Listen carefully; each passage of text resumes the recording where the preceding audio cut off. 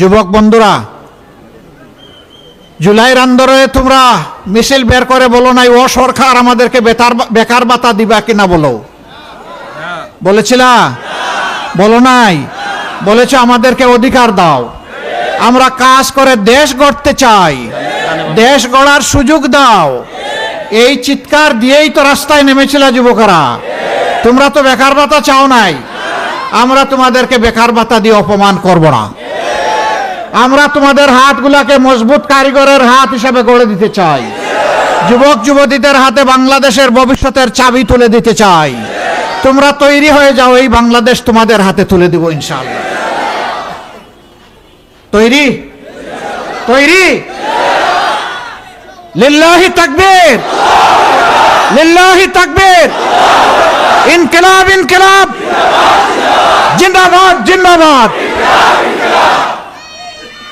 যুবকদের এই ভবিষ্যৎ বাংলাদেশ যারা সহ্য করতে পারে না, অতীতের কুখাইসলত যারা ছাড়তে পারবে না, তারা আবার বাংলাদেশকে পিছনে নেওয়ার চেষ্টা করছে।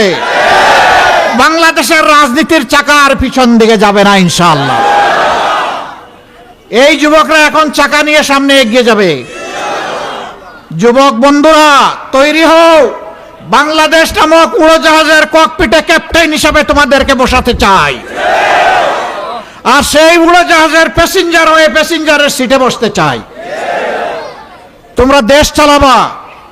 অতীতের সমস্ত পচা দুর্গন্ধযুক্ত যে রাজনীতি ছিল তাকে দুই পায়ের দলে মারিয়ে বাংলাদেশকে সামনে এগিয়ে নিবা ইনশাআল্লাহ।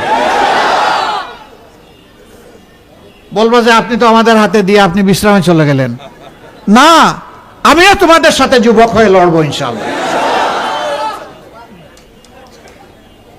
প্রিয় বন্ধুগণ, অতি দুঃখ ভারাক্রান্ত মনে আমাকে বলতে বাধ্য হচ্ছে, এখানে আমার মায়েরা ইনসাফের পক্ষে ভোট চাওয়ার জন্য বের হয়েছিলেন। কিছু বেয়াদব আমার মাদেরকে অপমান করেছে। আমরা ব্যতীত আইন শৃঙ্খলা রক্ষাকারী বাহিনীর সামনেই কাজ করা হয়েছে। এখন ফেসিবাদ, আগে রঙিন জামা পরা ফেসিবাদকে যেমন লাল কার্ড দেখিয়েছে জনগণ, আবার ফেসিবাদের রূপ নিয়ে কেউ আসলে তাকে ডাবল লাল কার্ড দেখাই দেওয়া হবে।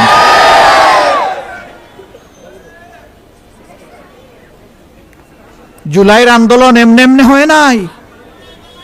জুলাইয়ের 15 তারিখ ঢাকা বিশ্ববিদ্যালয় আমাদের কলিজা, সেই বিশ্ববিদ্যালয়ে আমাদের কলিজার টুকরা মেয়েদের গায়ে যখন হাতুড়ি বাহিনী আক্রমণ করেছিল, সেদিন বাংলাদেশ জ্বলে উঠেছিল। মায়ের অমর্যাদা কোনো সন্তান সহ্য করতে পারে না। প্রত্যেকটি মেয়ে শিশু দুনিয়ায় জন্ম নেওয়ার সাথে সাথে সে আমার মা। যারা নিজের মাকে সম্মান করতে জানে তারা পারবে বাংলাদেশের 9 কোটি মাকে সম্মান করতে। আর যে নিজের মাকেই সম্মান করতে জানে না, সে কেমনে অন্যের মাকে সম্মান করবে? আমরা তাদেরকে বলছি তওবা করো, মাপ চাও, আল্লাহর কাছে ক্ষমা চাও। যে মাকে অপমান করেছে তার কাছে গিয়ে মাপ চাও। আল্লাহ মাফ করে দিবেন, আশা করি তারাও মাফ করে দিবেন। কিন্তু সেই পথ না ধরে যদি বাঁকা পথ ধরতে চাও, সমস্ত রাস্তায় তোমাদের চলাচল থামিয়ে দেওয়া হবে। মায়ের সন্তানেরা জীবিত থাকবে আর মায়ের অপমান হবে, এই সন্তানদের বাঁচার চাইতে মরাই উত্তম।